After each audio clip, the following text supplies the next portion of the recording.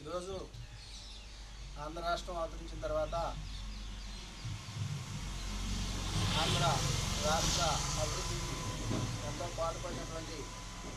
తెలుగుదేశం ప్రభుత్వం తిరిగి అధికారంలోకి రావడం మన విడిపోయిన ఆంధ్ర రాష్ట్రానికి ఎంతో అత్యావశ్యం. ఇలాంటి పరిస్థితుల్లో వైద్య విద్యని అభ్యసించున్నటువంటి మన చిరంజీవి అమ్ముల వైష్ణవి వారి తండ్రి గారు ఒకప్పుడు మన ముదినేపల్లి ప్రాంతంలో అతిసార వ్యాధి ప్రబలి తీవ్రమైనటువంటి అనారోగ్య సమస్యలు ఎదుర్కొంటున్న సమయంలో ప్రజలందరికీ కూడా ఎంతో ఔదార్యంతో వైద్య చికిత్సలు చేసి ఆ రోజుల్లోనే ప్రాణదాత మనోజ్గా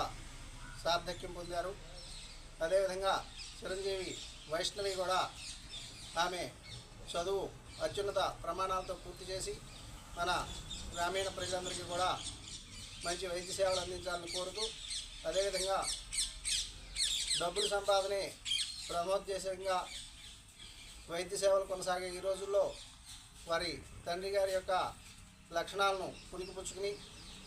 వారికి ఉన్న ఆర్థిక స్తోమతకు మించి రాష్ట్ర అభివృద్ధి కోసం 25 లక్షలు వెచ్చించడం నిజంగా మనందరం కూడా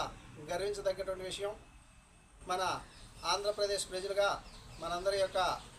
శుభాశిస్సులు శుభాభినందనలు చిరంజీవి వైష్ణవికి తెలుపుతూ ఆవిడ మరింత ఉన్నతమైనటువంటి ఆదర్శమైనటువంటి కార్యక్రమాల్లో పనిచేస్తూ ఆమె వైద్య విద్యను పరిపూర్ణంగా పరిసమాప్తి చేసుకుని మన ఆంధ్ర రాష్ట్ర ప్రజలకు మంచి సేవలు అందించాలని, అదేవిధంగా ఆంధ్రప్రదేశ్ అంబాసిడర్గా ఆమె వరుసగా కొనసాగాలని చెప్పి నేను మనసావాచ కోరుచు మీ అందరి తరఫున కూడా శుభాభినందనలు తెలియజేస్తూ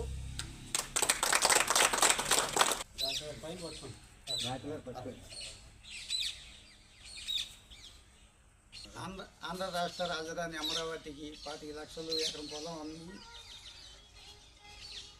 తర్వాత చేతి గాజులు అమ్మి 1 లక్ష రూపాయలు రైతుల జీవనాడి అయిన పోలవరానికి ఇచ్చిన అమ్ముల వైష్ణవి గారికి మా గ్రామం తరఫున అందరి తరఫున మా సర్పంచ్ గారు, మాజీ సర్పంచ్ గారు, ప్రజలందరి తరఫున మేము అభినందిస్తున్నాం. ఈమె మా ఏలూరు జిల్లా ముదినేపల్లి మండలం ముదినేపల్లికి మండల కాపురస్తురాలు అవుతూ మా అదృష్టంగా మేము భావిస్తున్నాం. ఇలాగే మంచి పనులు చేసుకుంటా మా అందరికీ ఆదర్శంగా నిలవాలని, భవిష్యత్తులో అందరికీ ఉపయోగపడాలని, రాష్ట్రానికి కూడా ఉపయోగపడాలని మనస్ఫూర్తిగా కోరుకుంటున్నాం. విద్యుత్ కోసం జగం పొలం అమ్మి అమరావతి 25 లక్షలు, అలాగే చేతులు గాజులు బంగారం అమ్మి పోలవరానికి 1 లక్ష రూపాయలు ఇచ్చిన అమ్ముల వైష్ణవి గారికి మా గ్రామం తరఫున పెద్దం తరఫున హృదయపూర్వక అభినందనలు.